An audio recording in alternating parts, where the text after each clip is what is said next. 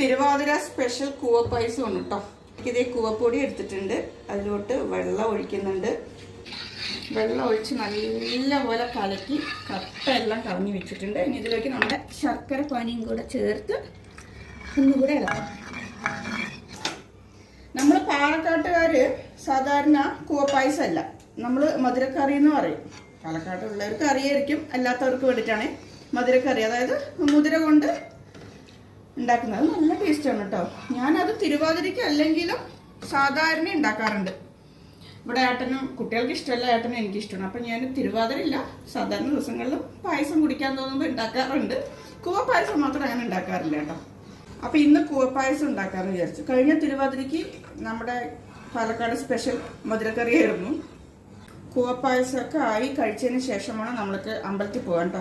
ഇവിടെ അടുത്ത് തന്നെ ശിവക്ഷേത്രം ഉണ്ട്, വലിയ അമ്പലമാണ് കേട്ടോ. അപ്പോൾ അവിടെ ഒന്ന് പോകണം.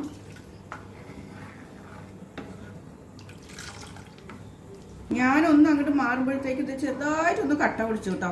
ഇത് കൈ എടുക്കാതെ ഇളക്കിക്കൊണ്ടിരിക്കണം. പെട്ടെന്ന് കട്ട പിടിക്കുന്ന സാധനമാണ്. രണ്ടില് ചെറുതായിട്ടൊന്ന് കട്ട പിടിച്ചായിരുന്നേ. കുറച്ച് തേങ്ങ ചിരവിതും കൂടെ ഇടുന്നുണ്ട് കേട്ടോ. തേങ്ങ കൊത്ത് നെയ്യിൽ വഴറ്റി ഇടുകയെന്ന് വെച്ചാൽ കുഴപ്പമില്ല. ഞാൻ എപ്പോഴും തേങ്ങ ചിരവിതാണ് ഇടാറുള്ളത്.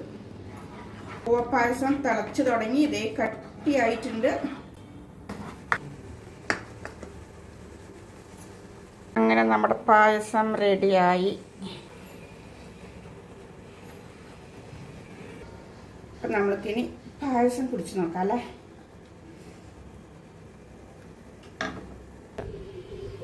അപ്പം നമ്മൾക്കിനി പായസം കുടിച്ച് നോക്കാം ചേട്ടാ.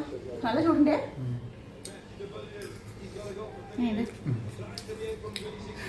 ചൂട് അമ്പലത്തിൽ കൂടാതെ അങ്ങനെ ചൂടോടെ കുടിക്കുന്നത്.